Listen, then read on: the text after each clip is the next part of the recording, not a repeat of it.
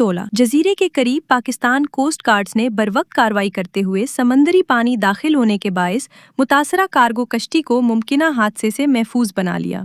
کراچی سے چابہار کے لیے روانہ ہونے والی کارگو کشتی الخلیجی استولا جزیرے سے تقریباً 1.5 ناٹیکل میل کے فاصلے پر موجود تھی، جہاں کشتی میں سمندری پانی داخل ہونا شروع ہو گیا اور فوری مدد درکار تھی۔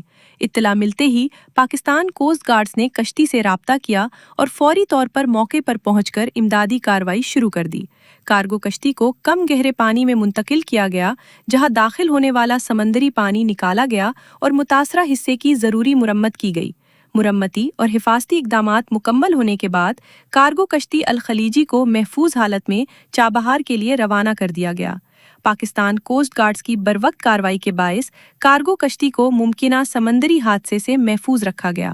پاکستان کوسٹ گارڈز سمندری حدود کی نگرانی، حفاظت اور ضرورت کے وقت بروقت امدادی کارروائیاں جاری رکھنے کے عزم کے ساتھ فرائض انجام دے رہی ہے۔